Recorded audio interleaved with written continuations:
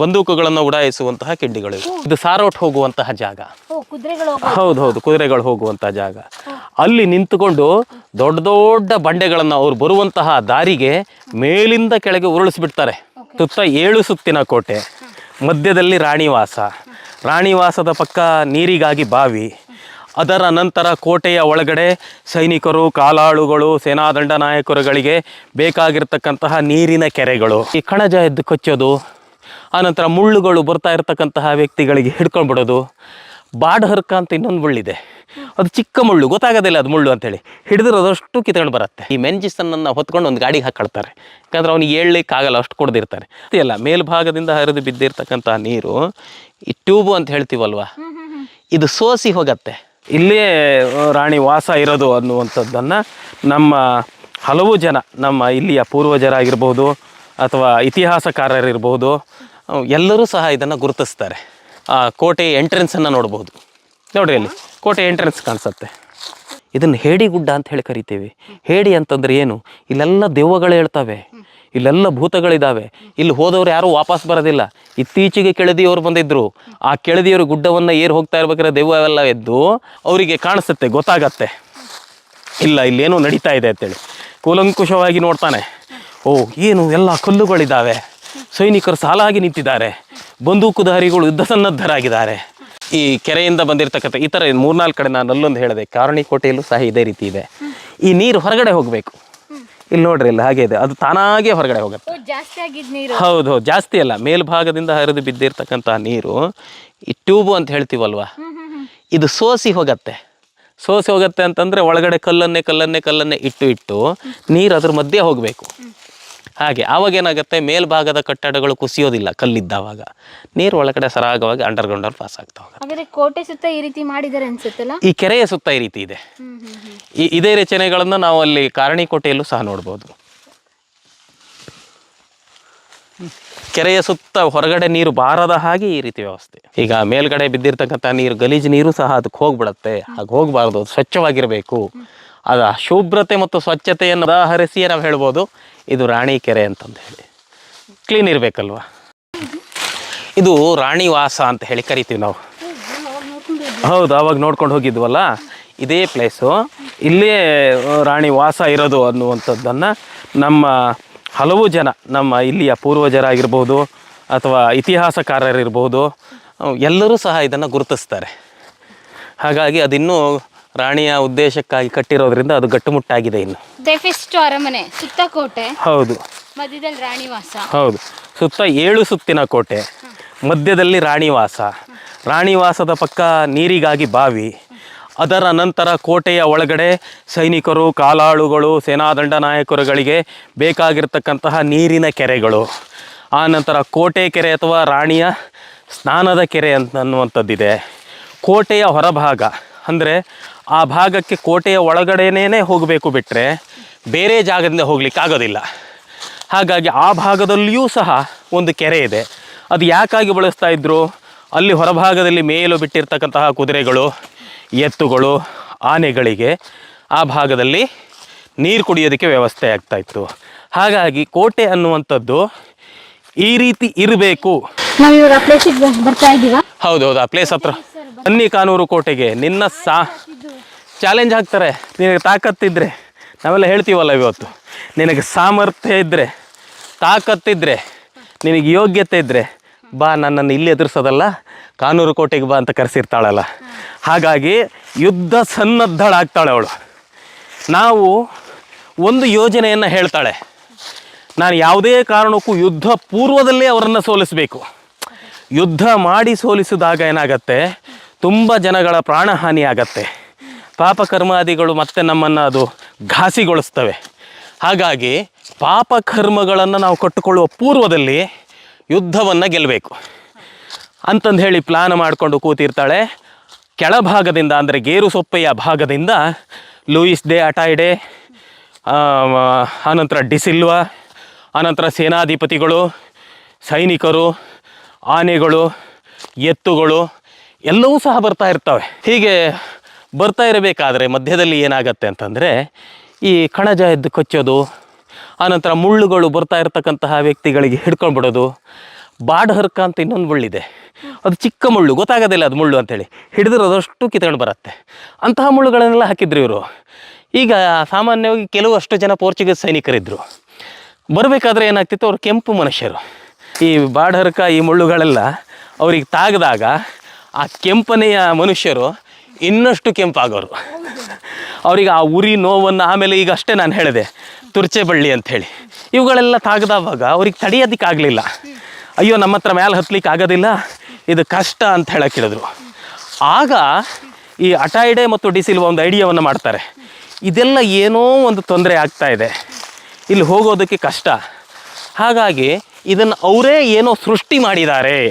ನಮ್ಮ ವೈರಿ ಆಗಿರ್ತಕ್ಕಂತಹ ಚೆನ್ನಭೈರಾದೇವಿಯ ಸೈನಿಕರು ಏನೋ ಒಂದು ರೀತಿಯ ಸೃಷ್ಟಿ ಮಾಡಿದ್ದಾರೆ, ಅದು ಏನು ಅಂತ ಕಂಡುಹಿಡಿಬೇಕು ಅಂತಂದು ಹೇಳಿ ನಿಂತ್ಕೊಂಡು ಒಂದಿಷ್ಟು ನಂಬಿಕಸ್ಥ, ಈ ಭಾಗದ ಪರಿಚಯ ಇರತಕ್ಕಂತಹ ಒಂದಿಷ್ಟು ಸೈನಿಕರನ್ನು ಕರೆದುಕೊಂಡ್ಬಿಟ್ಟು ಹೇಳ್ತಾರೆ, ಅಲ್ಲಿ ಮೇಲ್ಗಡೆ ಹೋಗು, ಕೋಟೆಯ ಭಾಗದಲ್ಲಿ ಏನು ವಿದ್ಯಮಾನಗಳು ನಡೀತಾ ಇದ್ದಾವೆ, ಯಾರ್ಯಾರಿದ್ದಾರೆ, ಏನೇನು ಯುದ್ಧಕ್ಕೆ ಸಂಬಂಧಪಟ್ಟ ತಯಾರಿ ನಡೆದಿದೆ ಅನ್ನುವಂಥದ್ದನ್ನು ನನಗೆ ಹೇಳಬೇಕು ಅಂತ ಹೇಳ್ತಾರೆ. ಆವಾಗ ಒಂದಿಷ್ಟು ಜನ ಅದೇ ಓಣಿಯ ಅಲ್ಪ ಸ್ವಲ್ಪ ಆ ಕಡೆ ಈ ಕಡೆ ಭಾಗವನ್ನು ಏರಿ ಹತ್ಕೊಂಡ್ಬರ್ತಾರೆ. ಹೀಗೆ ಹತ್ಕೊಂಡು ಬಂದಾವಾಗ ಈ ಕೋಟೆಯ ಕಾಣುವಂತಹ ಕೋಟೆಯ ದ್ವಾರ ಮತ್ತು ಈಗ ನಾವು ಹೋಗ್ತಾ ಇರತಕ್ಕಂಥ ಈ ಭಾಗ, ಹೌದು ಈ ಭಾಗ, ಹೌದು ಕಾಣಿಸುವಂತಹ ಪ್ಲೇಸನ್ನು ದೂರದಿಂದ ನೋಡ್ತಾರೆ. ಹೀಗೆ ದೂರದಿಂದ ನೋಡಿದವಾಗ ಅವರಿಗೆ ಕಾಣಿಸುತ್ತೆ, ಗೊತ್ತಾಗತ್ತೆ, ಇಲ್ಲ ಇಲ್ಲೇನೋ ನಡೀತಾ ಇದೆ ಅಂತೇಳಿ. ಕೂಲಂಕುಷವಾಗಿ ನೋಡ್ತಾನೆ, ಓ ಏನು ಎಲ್ಲ ಕಲ್ಲುಗಳಿದ್ದಾವೆ, ಸೈನಿಕರು ಸಾಲಾಗಿ ನಿಂತಿದ್ದಾರೆ, ಬಂದೂಕುಧಾರಿಗಳು ಯುದ್ಧ ಸನ್ನದ್ಧರಾಗಿದ್ದಾರೆ, ಹಾಗಾಗಿ ಏನು ಮಾಡಬಹುದು ಅಂತಂದು ಹೇಳಿ ಯೋಜನೆಯನ್ನು ನೀಟಾಗಿ ತಗೊಂಡು ಹೋಗಿ ಅಟ್ಟಾಯಿಡೆಗೆ ಹೇಳ್ತಾರೆ. ಇಲ್ಲ ಅಲ್ಲಿ ನಾವು ಹೋಗೋದು ಕಷ್ಟ, ಮೇಲ್ ಮಹಾರಾಣಿನೇ ಈ ಯುದ್ಧದ ಸಂಪೂರ್ಣ ಸೂತ್ರಧಾರಳು, ಸೇನಾ ದಂಡನಾಯಕರು ಸಾವಿರಾರು ಜನ ಇದ್ದಾರೆ, ಮಂತ್ರಿ ಮಹೋದಯರಿದ್ದಾರೆ, ಸೇನಾಧಿಪತಿಗಳಿದ್ದಾರೆ, ಸೈನಿಕರಿದ್ದಾರೆ, ಆನೆಗಳಿದೆ, ಬಂದೂಕುಧಾರಿಗಳಿದೆ, ಎಲ್ಲರೂ ಇದ್ದಾರೆ. ನಮಗೆ ಹೋಗಬೇಕಾಗಿರ್ತಕ್ಕಂತಹದ್ದು ಇದೊಂದೇ ಮಾರ್ಗ. ನೀವು ಒಂದು ವೇಳೆ ಅಲ್ಲಿ ಹೋಗಬೇಕು ಅಂತ ನಿಮ್ಗೆ ಹೋಗೋದಕ್ಕೆ ಕೊಡೋದಿಲ್ಲ, ನಿಮ್ಮನ್ನಲ್ಲೇ ಅವ್ರು ಏನಾದ್ರು ಮಾಡಿಬಿಡ್ತಾರೆ, ಹೋಗೋದು ಬೇಡ ಅಂತಾನೆ. ಅಟ್ಟಾಯಿಡೆಗೆ ಸಿಟ್ಟು ಬರುತ್ತೆ. ಒಂದು ಸಾಮಾನ್ಯ ಹೆಂಗಸು ಕಾಡಿನ ಮೇಲೆ ಇದ್ದುಕೊಂಡು, ಗುಡ್ಡದ ಮೇಲೆ ಇದ್ದುಕೊಂಡು ನನ್ನನ್ನು ಏನು ಮಾಡ್ತಾಳವಳು, ಹೋಗೋದೆ ಅಂತ ಹೊರಡ್ತಾನೆ. ಹೀಗೆ ಹೊರಟಾವಾಗ ಸನ್ನದ್ಧರಾಗಿರ್ತಕ್ಕಂತಹ ಇವರುಗಳು ಆ ಬರುವ ಸಂದರ್ಭದಲ್ಲಿ ಈಗಾಗಲೇ ಹೇಳಿದ ಹಾಗೆ ಜೇನಿಗೆ ಕಲ್ಲು ಹೊಡೆದಿರ್ತಕ್ಕಂಥದ್ದು ಮತ್ತೆ ಕಲ್ಲು ಹೊಡೆದು ಅಲ್ಲೆಲ್ಲ ಒಂದಿಷ್ಟು ಜನ ಅಡುಗೆ ಕೂತ್ಕೊಂಡಿರ್ತಾರೆ. ಈಗ ಇಲ್ಲೊಂದು ಜೇನಿದೆ, ನಾನು ಕಂಬಳಿ ಮುಚ್ಚಾಕೊಂಡು ಕೂತ್ಕೊಂಡಿರ್ತೀನಿ, ಆ ಜೇನಿಗೆ ಒಂದು ಸರಿ ಕಲ್ಲು ಹೊಡೆದು ಅದಕ್ಕೆ ನೋವು ಮಾಡಿರ್ತೀನಿ, ನೆಕ್ಸ್ಟ್ ಯಾವುದೇ ಪ್ರಾಣಿ ಬಂದರೂ ಕಚ್ಚಿಬಿಡತ್ತದು. ಆವಾಗ ಏನಾಗುತ್ತೆ, ಇವ್ರು ಬರ್ತಾರೆ ಅನ್ನೋ ಸಂದರ್ಭದಲ್ಲಿ ಮತ್ತೊಂದು ಕಲ್ಲು ಹೊಡೆದ್ಬಿಡೋದು. ನಾನು ಕಂಬಳಿ ಮುಚ್ಚಾಕೊಂಡು ಮೂಲೆಯಲ್ಲಿ ಕೂತ್ಕೊಂಡಿರ್ತೀನಿ, ಹೋಗುವಂಥವ್ರು ಹಾಗೆ ಹೋಗ್ಲಿಕ್ಕೆ ಆಗೋದಿಲ್ಲ. ಆ ರೀತಿ ಜೇನು ಕಣಜಗಳು ಎಲ್ಲ ದಾಳಿ ಮಾಡಕ್ಕೆ ಹಿಡಿದು ಇವ್ರಿಗೆ ತಡಿಲಿಕ್ಕೆ ಆಗ್ತಾ ಇಲ್ಲ. ಅಟ್ಟಾಯಿಡೆಗೆ ಹುಮ್ಮಸ್ಸಿದೆ, ಹೀಗೆ ಬರ್ತಾ ಇರ್ತಕ್ಕಂಥ ಅಟ್ಟಾಯಿಡೆ ತಡೆಯೋದಿಲ್ಲ ಅಂತಂದು ಇವ್ರಿಗೆ ಗೊತ್ತಾದವಾಗ ಇವ್ರು ಏನು ಮಾಡ್ತಾರೆ ಅಂತ ದೊಡ್ಡ ದೊಡ್ಡ ಬಂಡೆಗಳನ್ನು ಮುಂದೆ ಭಾಗದಲ್ಲಿ ತೋರಿಸ್ತೇನೆ ನಾನು. ಈ ಕೋಟೆಯ ಕೆಳಭಾಗದಲ್ಲಿ ನಿಲ್ಲಿಸ್ಕೊಂಡು, ಹೌದು ಆ ಭಾಗಕ್ಕೆ ಬರುತ್ತೆ, ಇನ್ನು ಲೆಫ್ಟ್ ಸೈಡ್ ಬರುತ್ತೆ. ಕೋಟೆಯ ಕೆಳಭಾಗದ ಮೇಲ್ಭಾಗದಲ್ಲಿ ನಿಂತ್ಕೊಂಡು, ಇದು ಸಾರೋಟ್ ಹೋಗುವಂತಹ ಜಾಗ, ಹೌದು ಕುದುರೆಗಳು ಹೋಗುವಂತಹ ಜಾಗ. ಅಲ್ಲಿ ನಿಂತುಕೊಂಡು ದೊಡ್ಡ ದೊಡ್ಡ ಬಂಡೆಗಳನ್ನು ಅವ್ರು ಬರುವಂತಹ ದಾರಿಗೆ ಮೇಲಿಂದ ಕೆಳಗೆ ಉರುಳಿಸ್ಬಿಡ್ತಾರೆ. ಪ್ರಿಯ ವೀಕ್ಷಕರೇ, ನಾವು ತೋರಿಸುತ್ತಿರುವ ಇತಿಹಾಸದ ಕಥೆಗಳು ಕನ್ನಡದ ಕಲೆ, ಸಾಹಿತ್ಯ, ಸಂಸ್ಕೃತಿ, ಜನಜೀವನ, ಇತಿಹಾಸ ಸೃಷ್ಟಿಸಿದ ಜನಸಾಮಾನ್ಯರ ಅಸಾಮಾನ್ಯ ಕಥೆಗಳು ನಿಮಗೆ ಇಷ್ಟ ಆಗಿದ್ಯಾ? ಹಾಗಿದ್ರೆ ವಿಡಿಯೋ ನೋಡಿ ಸುಮ್ಮನಾಗ್ಬೇಡಿ, ಶೇರ್ ಮಾಡಿ, ಸಪೋರ್ಟ್ ಮಾಡಿ, ನಮ್ಮೊಂದಿಗೆ ಜೊತೆಯಾಗಿ. ಇದು ನೀವೇ ಬೆಳೆಸಿದ ನಿಮ್ಮ ನೆಚ್ಚಿನ ಡಿಜಿಟಲ್ ಮಾಧ್ಯಮ. ಇನ್ಮುಂದೆ ನಿಮಗಾಗಿ ಇನ್ನಷ್ಟು ವಿನೂತನ ಶೈಲಿಯಲ್ಲಿ ಬರಲಿದೆ. ನೈತಿಕ ಬೆಂಬಲದ ಜೊತೆಗೆ ಆರ್ಥಿಕ ಬೆಂಬಲ ನೀಡಿ. ನಿಮ್ಮ ಬೆಂಬಲವೇ ನಮಗೆ ಪ್ರೇರಣೆ, ಸ್ಫೂರ್ತಿ ಕೂಡ. ನಿಮ್ಮ ಬೆಂಬಲದೊಂದಿಗೆ ನಮ್ಮ ಪಯಣ ಮುಂದುವರಿಯುತ್ತಿದೆ. ಸಾಮಾಜಿಕ ಬದಲಾವಣೆಗೆ ಜೊತೆಯಾಗಿ ನಮ್ಮ ಮುಂದಿನ ಪೀಳಿಗೆಗೆ ಕರ್ನಾಟಕದ ಇತಿಹಾಸ ಉಳಿಸೋಣ. ಬೃಹದಾಕಾರದ ಬಂಡೆಗಳು, ಒಂದೊಂದು ಬಂಡೆ ಹೋಯ್ತು ಅಂತಂದ್ರೆ ಗಜಗಾತ್ರದ ಬಂಡೆ, ಅದು ಓಣಿ ಮೇಲೆ ಹೋಗುತ್ತದು, ಬೇರೆ ದಾರಿ ಇಲ್ಲಲ್ಲ ಅದಕ್ಕೆ. ಓಣಿಯಲ್ಲೇ ಇವ್ರು ಹತ್ತು ಬರಬೇಕು, ಮೇಲಿಂದ ಬಂಡೆ ಬರ್ತಾ ಇದೆ ಅಂತಂದ್ರೆ ಅವ್ರು ತಡೀತಾರ? ಹೀಗೆ ಕಲ್ಲುಗಳನ್ನು ಉರುಳಿಸಿ ಅಲ್ಲಿರ್ತಕ್ಕಂತಹ ಸೈನಿಕರು, ಅಟ್ಟಾಯಿಡೆ, ಡಿಸಿಲ್ವಾ ಎಲ್ಲರೂ ನೋವಿಗೊಳಗಾಗಿ ಒಂದಷ್ಟು ಜನ ಸತ್ತೋಗ್ಬಿಡ್ತಾರೆ. ಸೀದಾ ಹೋಗ್ಬಿಡುತ್ತೆ, ಅಲ್ಲಿಗೆ ಸೀದಾ ಹೋಗ್ಬಿಡತ್ತೆ. ಹೀಗೆ ಉರುಳಿಸಿ ಅಟ್ಟಾಯಿಡೆಗೆ ಇನ್ನು ಬೇರೆ ಮಾರ್ಗನೇ ಇಲ್ಲ. ನಾನು ಅಲ್ಲಿ ಹೋಗ್ಲಿಕ್ಕೆ ಸಾಧ್ಯನೇ ಇಲ್ಲವನ್ನುವಂಥ ಮನೋಭಾವನೆ ಬಂದುಬಿಡತ್ತೆ. ಆವಾಗ ಅನಿವಾರ್ಯವಾಗಿ ಸೋಲನ್ನು ಒಪ್ಪಿಕೊಂಡು ಸಪ್ಪೆ ಮೋರೆಯನ್ನು ಹಾಕ್ಕೊಂಡು ಮತ್ತೆ ಯಥಾ ಪ್ರಕಾರ ಬಂದ ದಾರಿಗೆ ಸುಂಕ ಇಲ್ಲ ಅಂತ ಹೇಳಿ ಹೊನ್ನಾವರಕ್ಕೆ ಹೋಗ್ತಾರೆ. ಈ ಅರಮನೆ ಹತ್ತಲಿಕ್ಕೆ ಸಾಧ್ಯನೇ ಕೊಡ್ಲೇ ಇಲ್ಲ. ಹಾಗಾಗಿ ಕಲ್ಲನ್ನು ಒಂದೊಂದು ಹಂತವಾಗಿ ಉರುಳಿಸಿ ಬಿಟ್ಟಿರೋದ್ರಿಂದ ಈ ಗ್ರಾಮವನ್ನ ಈಗಲೂ ಉರುಳುಗಲ್ಲು ಗ್ರಾಮ ಅಂತ ಹೇಳಿ ಕರೀತೇವೆ. ಕೋಟೆ ಒಳಗಡೆ ಬರುವಂತ. ಹೌದು, ಈ ಕೋಟೆ ಇರುವಂತದ್ದು ಉರುಳುಗಲ್ಲು ಗ್ರಾಮದಲ್ಲಿ. ಈಗಲೂ ಈ ಕೋಟೆ ಇರುವುದು ಎಲ್ಲಿದೆ ಅಂತ ಹೇಳಿ ಉರುಳುಗಲ್ಲು ಗ್ರಾಮ. ಉರುಳುಗಲ್ಲು ಅನ್ನುವಂಥದ್ದು ಹೇಗೆ ಬಂತು? ಈ ರೀತಿಯಾದಂತ ಹೆಸರಿನಿಂದ ಬಂತು.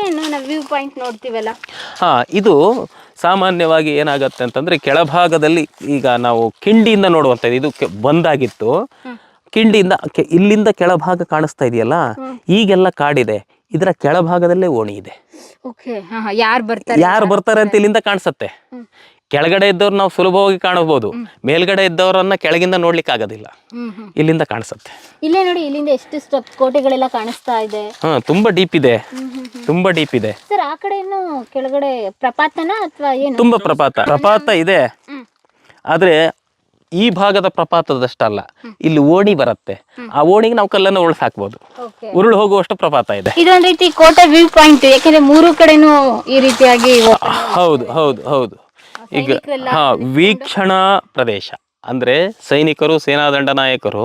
ಈಗ ನೋಡ್ರಿ, ಇಲ್ಲಿಂದ ನಾವು ಕೋಟೆ ಎಂಟ್ರೆನ್ಸ್ ಅನ್ನ ನೋಡಬಹುದು. ನೋಡ್ರಿ, ಅಲ್ಲಿ ಕೋಟೆ ಎಂಟ್ರೆನ್ಸ್ ಕಾಣಿಸುತ್ತೆ. ಕೋಟೆ ಎಂಟ್ರೆನ್ಸ್ ಕಾಣಿಸುತ್ತೆ. ಗೇರು ಸೊಪ್ಪದ ಭಾಗದಿಂದ ಅಂದ್ರೆ ರಾಜಧಾನಿ ಭಾಗದಿಂದ ಹತ್ತು ಬರುವಂತಹ ಜಾಗ ಇಲ್ಲಿ ಕಾಣಿಸ್ತಾ ಇತ್ತು. ಬಟ್ ಈಗ ಕಾಡಿದೆ, ಕಾಣಲ್ಲ. ಇದು ಯಾವ ಕಡೆ ಕಾಣಿಸುತ್ತೆ? ಇದು ಅದೇ ಭಾಗ ಅಂದ್ರೆ ಗೇರು ಸೊಪ್ಪದ ದಿಕ್ಕು ಹೋಗುವಂತಹ ಜಾಗನೇ ಇದೂನು. ಆದ್ರೆ ಇದು ಸಾರೋಟ್ ಹೋಗುವ ಜಾಗ. ಈ ಭಾಗದಲ್ಲಿ ಏನಾದ್ರೂ ಇಲ್ಲಿಂದನೇ ನಾವು ನೋಡಬಹುದು. ಇಲ್ಲಿಂದ ಮುಂದುವರೆದು ಅಲ್ಲಿವರೆಗೂ ಇದೆ ಅದು ಸಾರೋಟ್ ಹೋಗುವಂಥದ್ದು, ಸುತ್ತುವರೆದಿದೆ. ಆದ್ರೆ ಅದು ಎಂಟ್ರಿ ಆಗ್ಬೇಕು ಅಂದ್ರೆ ಇಲ್ಲ ಅಲ್ಲಿ ಬರಬೇಕು, ಇಲ್ಲ ಆ ಕಡೆ ಹೋಗ್ಲಿಕ್ಕೆ ಆಗಲ್ಲ, ಒಂದೇ ಭಾಗದಲ್ಲೇ ಎಂಟ್ರಿ ಆಗ್ಬೇಕು. ಹೀಗೆ ಹೊನ್ನಾವರಕ್ಕೆ ಹೋಗ್ತಾನೆ ಅವನು. ಅಟೈಡೆ ಸಪ್ಪೆ ಮೋರೆ ಹಾಕೊಂಡು ವಾಪಸ್ ಹೋಗ್ತಾನೆ. ಹೋದವಾಗ ಈ ಭಾಗದಿಂದ ಮೆಂಜಿಸು ಸಹ ಅಲ್ಲಿ ಹೋಗ್ತಾನೆ. ಮೆಂಜಿಸ್ ಅಂತಂದ್ರೆ ಯಾರು? ಇನ್ನೊಬ್ಬ ಸೇನಾಧಿಕಾರಿ. ಅವನು ಏನು ಮಾಡ್ತಾನೆ ಅಂತಂದ್ರೆ ಸೀದಾ ಹಾಡುವಳ್ಳಿಗೆ ಬರ್ತಾನೆ. ಹಾಡುವಳ್ಳಿಗೆ ಬರುವಷ್ಟೊತ್ತರಿಗೆ ಸಂಜೆ ಆಗಿರುತ್ತೆ. ಸಂಜೆ ಆದವಾಗ ಅವನಿಗೆ ಗೊತ್ತಿರೋದಿಲ್ಲ ಪೂರ್ಣ ಪ್ರಮಾಣದ ಅಲ್ಲಿರ್ತಕ್ಕಂತಹ ವಾತಾವರಣ. ನಾನು ಕಾನೂರು ಕೋಟೆಗೆ ಹೋಗಬೇಕು ಅಂತಂದು ಹೇಳಿ ಅವನ ಉದ್ದೇಶ ಇಟ್ಕೊಂಡು ಬರ್ತಾನೆ. ಈ ವಿಚಾರ ಅಲ್ಲಿರ್ತಕ್ಕಂತಹ ಸೇನಾ ದಂಡ ನಾಯಕರುಗಳಿಗೆ ಮೊದಲೇ ಗೊತ್ತಿರುತ್ತೆ. ಯಾವುದೋ ಒಂದು ಸೇನೆ ಬರುತ್ತೆ ಪೋರ್ಚುಗೀಸ್ನ ಕರೆಯಿಂದ, ನಾವು ಹೇಗಾದ್ರೂ ಮಾಡೋರನ್ನ ಸೋಲಿಸಬೇಕು. ನೋಡಿ, ಕಿಂಡಿಗಳು ಅಲ್ಲಲ್ಲಿ. ಹೌದು, ಫಿರಂಗಿಗಳನ್ನ, ಬಂದೂಕುಗಳನ್ನ ಉಡಾಯಿಸುವಂತಹ ಕಿಂಡಿಗಳು ಉಡಾಯಿಸುವಂಥದ್ದು. ಹೌದು. ನೋಡ್ರಿ, ಅದು ಆ್ಯಂಗಲ್ ನೋಡ್ರಿ, ಒಂದು ಸ್ಟ್ರೈಟ್ ಆ್ಯಂಗಲ್ಲು, ಒಂದು ಪಕ್ಕಕ್ಕೆ ಆ್ಯಂಗಲ್ಲು, ಒಂದು ಮುಂದೆ, ಒಂದು ಕೆಳಗೆ, ವಿಶೇಷವಾದ ಆ್ಯಂಗಲ್ಗಳಿದ. ಹೌದು, ತುಂಬಾ ಇದೆ. ಹೀಗೆ ಮೆಂಜಿಸ್ ಏನು ಮಾಡ್ತಾನೆ ಅಂತಂದ್ರೆ ಅಲ್ಲಿಂದ ಹಾಡುವಳ್ಳಿಯ ಮುಖಾಂತರ ಕಾನೂರು ಕೋಟೆಗೆ ಹೋಗುವ ಮಾರ್ಗಗಳನ್ನು ಸ್ಥಳೀಯರಿಂದ ಕೇಳಿ ತಿಳ್ಕೊಳ್ತಾನೆ. ಆವಾಗ ಅವ್ರು ಹೇಳ್ತಾರೆ, ಬರೋದಕ್ಕೂ ಪೂರ್ವದಲ್ಲಿ ರಾಣಿಯಿಂದ ಸಂದೇಶ ಹೋಗಿರುತ್ತೆ, ಅವರನ್ನು ಮೇಲೆ ಹತ್ತಲಿಕ್ಕೆ ಕೊಡದ ಹಾಗೆ ಸೋಲಿಸಬೇಕು ಅಂಥೇಳಿ. ಸೈನಿಕರೆಲ್ಲ ಇರ್ತಾರೆ. ಆದರೆ ಮೆಂಜಿಸ್ ಜೊತೆಗೆ ಹೋಗಿರ್ತಕ್ಕಂತಹ ಸೈನಿಕರುಗಳು ಅಷ್ಟೊಂದು ತರಬೇತಿ ಹೊಂದಿರುವಂತಹ ಸೈನಿಕರುಗಳಲ್ಲ. ಅವರು ಗೋವಾವನ್ನು ವಶಪಡಿಸಿಕೊಂಡಾಗ ಇದ್ದಿರ್ತಕ್ಕಂತಹ ಸೈನಿಕರು, ಆ ಪೀಳಿಗೆಗಳನ್ನೇ ಅವನು ಬರೆಸ್ಕೊಂಡಿರ್ತಾನೆ. ಹಾಗಾಗಿ ಅವರು ತುಂಬ ತರಬೇತಿಯನ್ನು ಹೊಂದಿರತಕ್ಕಂಥವ್ರಲ್ಲ, ಸ್ಥಳೀಯ ಭಾಷೆಯನ್ನು ಬಲ್ಲಂಥವ್ರು. ಹೀಗೆ ಬಂದಿರತಕ್ಕಂಥವ್ರು ಸಂಜೆ ರಾತ್ರಿ ಆಗತ್ತೆ, ಅಲ್ಲೊಂದು ಗುಡ್ಡ ಇರುತ್ತೆ. ಆ ಗುಡ್ಡದ ತಳಭಾಗದಲ್ಲಿ ಕೂತ್ಕೊಂಡು, ಚಳಿಯ ಕಾಲ, ವಿಪರೀತ ಚಳಿ ಇರುತ್ತೆ. ಆ ಚಳಿಯನ್ನು ನಿಭಾಯಿಸೋದಕ್ಕೆ ಬೆಂಕಿ ಹಾಕ್ಕೊಂಡು ಕೂತ್ಕೊಂಡಿರ್ತಾರೆ. ಅಲ್ಲೇ ಅಡಿಗೆಯನ್ನು ಮಾಡಬೇಕು. ಆವಾಗ ಸ್ಥಳೀಯ ಎಲ್ಲ ವಯಸ್ಸಾದ ಮುದುಕರು ಬರ್ತಾರೆ. ಯಾರು ನೀವು, ಏನು ಅಂತೆಲ್ಲ. ಇಲ್ಲ, ಅವ್ರು ಬೇರೆ ಸುಳ್ಳು ಹೇಳ್ತಾರೆ, ನಾವು ಬೇರೆ ಕಡೆ ಹಿಂಗೆ ಪ್ರವಾಸ ಬಂದಿದ್ದೀವಿ, ಹಾಗಾಗಿ ಇಲ್ಲಿ ಕಾನೂರು ಕಡೆ ಹೋಗಬೇಕು ನಾವು ಅಂತ ಹೇಳ್ತಾರೆ. ಆ ಮುದುಕರಿಗೆ ಗೊತ್ತಿತ್ತು. ಆದ್ರೆ ಮುದುಕರು ನಮ್ಮ ಹತ್ರ ಏನೂ ಆಗೋದಿಲ್ಲ, ವಯಸ್ಸಾದವರು ಅಂತಂದು ಹೇಳ್ಕೊಂಡು ಅವರು ಅಭಿನಯವನ್ನು ಮಾಡ್ತಾಯಿದ್ರು. ಆದರೆ ಮುದುಕರು ತುಂಬ ಚಾಣಾಕ್ಷರು. ಹೌದಾ ಅಂತಂದೇಳಿ ಎಲ್ಲ ಕಥೆಯನ್ನು ಕೇಳಿ ಅವರಿಗೆ ತಿನ್ನುವಂತಹ, ಅವ್ರೇನು ಅಡುಗೆ ಮಾಡ್ತಾರಲ್ಲ, ಕಟ್ಟಿಗೆ ಇಟ್ಟಿಗೆ ಎಲ್ಲ ಅಲ್ಲೇ ವ್ಯವಸ್ಥೆ ಮಾಡಿಕೊಟ್ಟು ಅವ್ರ ಜೊತೆಗೆ ನಾವು ತೀರಾ ಸಾಮಾನ್ಯರು ಅನ್ನುವ ಹಾಗೆ ವರ್ತನೆಯನ್ನು ಮಾಡ್ತಾರೆ. ಹೀಗಾದವಾಗ ಅವರು ಊಟ ಮಾಡ್ತಾರೆ. ಮೆಂಜಿಸ್ ಸಹಜವಾಗಿ ಸಂಜೆ ಆದ ಕೂಡ ಕುಡಿತಾನೆ. ಅವನು ಕುಡಿಯುವ ಸಂದರ್ಭದಲ್ಲಿ ಇವರು ಕರೆಕ್ಟಾಗಿ ಅದನ್ನು ಯೋಜನೆಯನ್ನು ಮಾಡಿಕೊಂಡು ಭಂಗಿ ಸೊಪ್ಪು ಅದನ್ನು ಹಾಗೂ ಮತ್ತೆ ಇರುವಂತಹ ಅಥವಾ ತಲೆ ತಿರುಗುವಂತಹ ಪದಾರ್ಥಗಳನ್ನು ಅವರ ಆಹಾರಕ್ಕೆ ಅವ್ರಿಗೆ ಗೊತ್ತಿಲ್ಲದೇ ಮಿಕ್ಸ್ ಮಾಡ್ತಾರೆ. ಯಾಕಂತಂದ್ರೆ ಅಲ್ಲಿರ್ತಕ್ಕಂಥ ಸೈನಿಕರು ಇವರೆಲ್ಲರೂ ನಮ್ಮಂತೆ ಸಹಜವಾಗಿದ್ದವರು ಅಂತಾರೆ. ಅವನಿಗೆ ಪೋರ್ಚುಗಲ್ ಕಡೆಯಿಂದ ಸೈನಿಕರು ಯಾರೂ ಇರೋದಿಲ್ಲ, ಅವ್ರ ಬಗ್ಗೆ ಎಲ್ಲ ಇವನಿಗೆ ಅಷ್ಟೊಂದು ಆಸಕ್ತಿದಾಯಕವಾಗಿ ಡಿ ಸಿಲ್ವಾ ಇವನಿಗೆ ಕಳಿಸ್ಕೊಟ್ಟಿರಲಿಲ್ಲ. ಆಗ ಇವರೆಲ್ಲ ಕುಡಿತಾರಲ್ಲ, ಆ ಭಂಗಿ ಸೇದಾವಾಗ ಭಯ ಜಾಸ್ತಿ. ಆವಾಗ ಈ ಮುದುಕರೆಲ್ಲ ಸ್ಟ್ರಾಂಗ್ ಆಗ್ತಾರೆ. ಏನು ನೀವು ಯಾರು, ಎಲ್ಲಿಂದ ಬಂದ್ರಿ? ಇಲ್ಲ ನಾವು ಕಾನೂರು ಕೋಟೆಗೆ. ಇದು ಯಾವ ಗುಡ್ಡ ಗೊತ್ತಾ? ಇದು ಇದನ್ನು ಹೇಡಿ ಗುಡ್ಡ ಅಂತ ಹೇಳಿ ಕರಿತೀವಿ. ಹೇಡಿ ಅಂತಂದ್ರೆ ಏನು? ಇಲ್ಲೆಲ್ಲ ದೆವ್ವಗಳು ಹೇಳ್ತವೆ, ಇಲ್ಲೆಲ್ಲ ಭೂತಗಳಿದ್ದಾವೆ, ಇಲ್ಲಿ ಹೋದವ್ರು ಯಾರೂ ವಾಪಸ್ ಬರೋದಿಲ್ಲ. ಇತ್ತೀಚೆಗೆ ಕೆಳದಿಯವರು ಬಂದಿದ್ರು, ಆ ಕೆಳದಿಯವರು ಗುಡ್ಡವನ್ನು ಏರ್ ಹೋಗ್ತಾ ಇರ್ಬೇಕಾದ್ರೆ ದೆವ್ವವೆಲ್ಲ ಎದ್ದು ಆ ವ್ಯಕ್ತಿಗಳೆಲ್ಲ ಸೈನಿಕರು ಕಲ್ಲಾಗ್ಬಿಟ್ಟಿದ್ದಾರೆ. ನೀವು ಬೇಕಾದ್ರೂ ನೋಡ್ರಿ. ನೀವು ಹಾಗಿದ್ರೆ ನೀವು ಕಾನೂರು ಕೋಟೆಗೆ ಹೋಗುವಂಥವ್ರು ಬೇರೆ ದೇಶದವರು ಬಂದರೆ ಈ ಗುಡ್ಡದಲ್ಲಿ ಆಗೋದೇ ಇಲ್ಲ, ನಮ್ಮ ದೇವರುಗಳು ದೆವ್ವಗಳು ತುಂಬ ಸ್ಟ್ರಾಂಗು ಅಂತಂದು ಹೇಳಿ ಅವರಿಗೆಲ್ಲ ಈ ಭಂಗಿಯನ್ನು ಕೊಡಿಸಿ ತಕ್ಷಣ ಇವರು ಓಡೋಗ್ಬಿಡ್ತಾರೆ. ಭಂಗಿ ಸೇದದವರಿಗೆ ಭಯ ಜಾಸ್ತಿ. ಇವರು ಭಯಗೊಂಡಿರ್ತಕ್ಕಂಥ ಸ್ಥಳೀಯ ಸೈನಿಕರು ಅಂತ ಹೇಳಿದೆ ನಾನು, ಗೋವಾದ ಕಡೆಯ ಸೈನಿಕರು ಹೆದರ್ಕೊಂಡು ಅಲ್ಲಿಂದ ಅಲ್ಲಿಗೆ ರಾತ್ರೋರಾತ್ರಿ ಈ ಕುದುರೆಗಳನ್ನು ಎತ್ತುಗಳನ್ನು ಎಲ್ಲವನ್ನು ಸೇರಿಸ್ಕೊಂಡು ಅಲ್ಲಿಂದ ಓಡಿ ಬರ್ತಾರೆ. ಈ ಮೆಂಜಿಸನ್ನು ಹೊತ್ಕೊಂಡು ಒಂದು ಗಾಡಿಗೆ ಹಾಕೊಳ್ತಾರೆ, ಯಾಕಂದ್ರೆ ಅವ್ನಿಗೆ ಏಳಲಿಕ್ಕಾಗಲ್ಲ, ಅಷ್ಟು ಕೊಡ್ದಿರ್ತಾರೆ. ಅಲ್ಲಿಂದ ಹೋಗಿ ಹುಲ್ಲುಗದ್ದೆ ಅಂತ ಬರುತ್ತೆ, ಅಲ್ಲಿ ಸೇನೆಯನ್ನು ನೆಲೆಗೊಳಿಸ್ತಾರೆ. ಬೆಳಗಾಗುವಷ್ಟರ ಒಳಗಡೆ ಹೋಗಿ ನಾನು ದಾಳಿ ಮಾಡಬೇಕು, ಕಾನೂರು ಕೋಟೆಯನ್ನು ಮುಟ್ಟಬೇಕು ಅಂತ ಹೇಳಿ ಹೇಳ್ತಾರೆ. ಹೀಗೆ ಅಲ್ಲಿ ಹೋದವಾಗ ಬೆಳಗ್ಗೆ ಎದ್ದು ನೋಡ್ತಾನೆ ಮೆಂಜಿಸ್, ನಾನು ಇಲ್ಲಿದ್ದೀನಿ, ಇಲ್ಲಿ ಯಾಕೆ ಬಂದಿದ್ದೀನಿ ಕೇಳ್ತಾನೆ. ಇಲ್ಲ, ರಾತ್ರಿಯಲ್ಲಿರ್ತಕ್ಕಂಥದ್ದು ತುಂಬ ದೆವ್ವಗಳಿರುವಂತಹ ಜಾಗ, ಅದನ್ನು ಹೇಡಿ ಗುಡ್ಡ ಅಂತ ಕರೀತಾರೆ. ಅಲ್ಲಿ ಎಲ್ಲರೂ ಹಿಂಗೆ ಹೇಳಿ ಹೆದರ್ಸಕ್ಕಿಳಿದ್ರು, ನಮಗೂ ಹೆದರ್ಸೋದಕ್ಕೆ ಶುರುವಾಯಿತು. ಅಲ್ಲಲ್ಲೇ ಬೆಂಕಿಗಳು ಕಾಣಿಸ್ಲಿಕ್ಕೆ ಶುರುವಾಯಿತು. ನಾವು ಓಡಿ ಬಂದ್ವಿ. ಅಯ್ಯೋ ನೀವು ಸಾಯೋದಕ್ಕೆ ನನಗೆ ಯಾಕಿಂತ ಕೆಲಸವನ್ನು ಕೊಡ್ತೀರಿ, ದೆವ್ವಗಳು ಈಗಲೂ ಇದಾವ ಅಂತೇಳಿ ಇವ್ರನ್ನ ಬೈತಾನವನು. ಆದಮೇಲೆ ಹತ್ತಬೇಕಲ್ವ, ಮಾರನೇ ದಿನ ಹತ್ತೋದಕ್ಕೆ ಶುರು ಮಾಡ್ತಾರೆ. ಘಟ್ಟವನ್ನು ಹತ್ತೋಕ್ಕೂ ಪೂರ್ವದಲ್ಲಿ ಅಲ್ಲಿರ್ತಕ್ಕಂತಹ ಎಲ್ಲ ಸ್ಥಳೀಯರು, ಕುಣಬಿಗಳು, ಗೊಂಡ ಸಮುದಾಯದವರೆಲ್ಲ ಸೇರಿ ಏನು ಮಾಡ್ತಾರೆ ಅಂತಂದರೆ ಉರುಳು ಹಾಕುವ ವ್ಯವಸ್ಥೆಯನ್ನು ಮಾಡಿರ್ತಾರೆ. ಪ್ರಾಣಿಗಳನ್ನು ಹಿಡಿತಾರಲ್ವ, ಹಾಗೆ ಅದು ಹೀಗೆ ಒಂದು ಭಾಗದಲ್ಲಿ ಹೀಗೆ ಗುಡ್ಡ ಬರುತ್ತೆ, ಇನ್ನೊಂದು ಭಾಗದಲ್ಲಿ ಹೀಗೆ ಡೌನ್ ಬರುತ್ತೆ, ಮಧ್ಯದಲ್ಲಿ ಓಣಿಯ ಆಕೃತಿಯ ರಸ್ತೆ. ಅಲ್ಲೆಲ್ಲ ಈ ಸೀರಲು ಬೆತ್ತ ಅಂತ ಕರಿತೇವೆ. ಸೀರಲು ಬೆತ್ತ ಅಂತಾರೆ, ಅದು ಚಿಕ್ಕ ಬೆತ್ತ, ನೆಲದ ಒಳಗಡೆ ಹೋಗುತ್ತೆ, ಹಸಿರಾಗಿರುತ್ತೆ, ಗೊತ್ತಾಗೋದಿಲ್ಲ. ಅದು ನೆಲದ ಒಳಗಡೆ ಇರುತ್ತೆ, ಇಲ್ಲಿ ಬುಡ ಇರುತ್ತೆ, ಎಲ್ಲೋ ತಲೆ ಇರುತ್ತೆ.